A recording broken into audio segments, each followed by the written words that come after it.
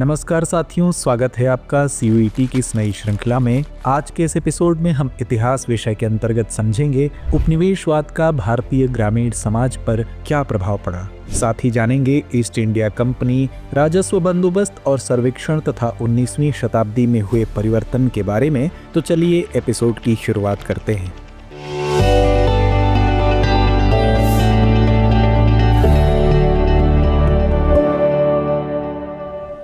आपने कभी सोचा कि ब्रिटिश साम्राज्य के दौरान भारतीय गांवों में क्या हो रहा था? गांवों में रहने वाले किसान, कारीगर और जमींदार की जिंदगी में किस तरह के बदलाव आए थे?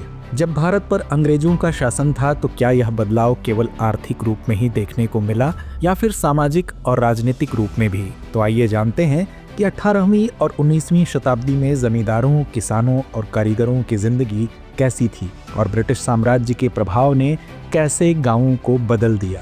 गौर करें कि ब्रिटिश साम्राज्य के आगमन से पहले भारतीय ग्रामीण समाज का ढांचा काफी अलग हुआ करता था। इस समय तक जमींदारों का बोलबाला था। जमींदारों के पास बड़ी जमीनें थीं जिनसे वे किसानों से कृषि उत्पादन का बड़ा हिस्सा लेते थे।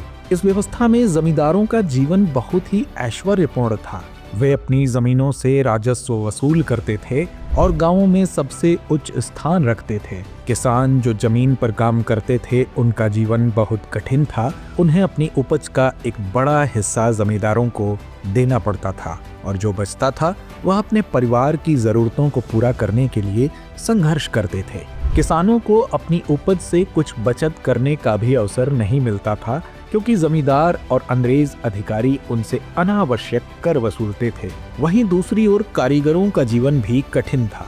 वे छोटे कुटीर उद्योगों में काम करते थे, जैसे बुनाई, लोहे के औजार बनाना, मिट्टी के बर्तन बनाना आदि। उनका जीवन सीमित आय पर निर्भर था और उन्हें अपनी कला में दक्षता के बावजूद सामाजिक और आर्थिक शोषण का सामना करना पड़ता था। कारीगरों को अपनी कला के लिए सही मूल्य नहीं मिलता था क्योंकि वे अंग्रेजों द्वारा लाए गए औद्योगिक उत्पादों के मुकाबले महंगे और कम प्रभावी थे। वहीं ब्रिटिश साम्राज्य ने भारत में अपनी सत्ता स्थापित करने के बाद कई प्रशासनिक सुधार किए जिनका सीधा प्रभाव ग्रामीण समाज पर पड़ा।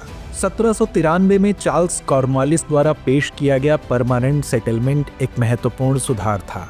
इसके तहत जमींदारों को जमीन का मालिकाना हक दिया गया और उन्हें एक निश्चित राजस्व सरकार को देना पड़ता था। इस सिस्टम का मकसद ब्रिटिश सरकार को एक निश्चित आय प्राप्त कराना था। हालांकि इसका सबसे बड़ा असर किसानों पर पड़ा। इस व्यवस्था में जमींदारों को किसानों से और अधिक उपज वसूलने के लिए मजबूर किया गया क्योंकि अब उन्हें सरकार को निश्चित राजस्व देना था। किसानों को इस व्यवस्था का विरोध करने का कोई विकल्प नहीं था क्योंकि वे जमींदारों के साथ अपने संबंधों में कमजोर थे। इसके अलावा कृषि में अस्थिरता और प्राकृतिक आपदाएं भी किसानों के लिए बहुत बड़ी समस्या बन गई थीं। इतना ही नहीं, ब्रिटिश सरकार ने जमीनों की उपज का सही मूल्यांकन करने के लिए कई सर्वेक्षण भी किए। इन सर्वेक्षणों के जरिए यह तय किया गया कि किस जमीन से कितना राजस्व लिया जाएगा।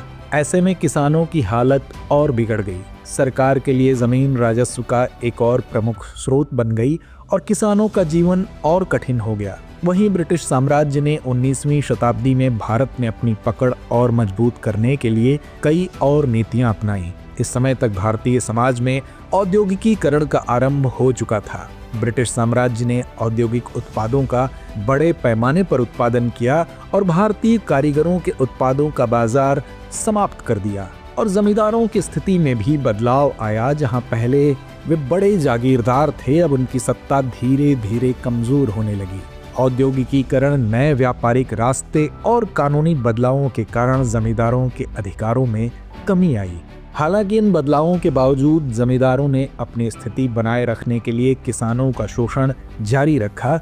अब उन्हें नए प्रकार के करों और कर्ज की अधिकता का सामना करना पड़ा। इसके अतिरिक्त कृषि में बदलाव, प्राकृतिक आपदाएं और ब्रिटिश सरकार की नीतियां किसानों के लिए समस्याएं पैदा करती रहीं। ऐसे में ब्रिटिश साम्राज्य के खिलाफ कुछ किसान संगठन और आंदोलन उठे जो अपनी स्थिति सुधारने के लिए लगातार संघर्ष करते रहे। तो आइए अंत में नोट करते हैं आज का अभ्यास प्रश्न। ब्रिटिश साम्राज्य के तहत भारतीय ग्रामीण समाज में किस प्रकार के बदलाव आए? विकल्प ए भूमि सुधार, विकल्प बी जमींदारों का सशक्तिकरण, विकल्प सी कारीगरों का उत्थान या विकल्प डी इनमें से कोई नहीं? तो इस प्रश्न का जवाब कमेंट बॉक्स में देना ना भूलें। धन्यवाद।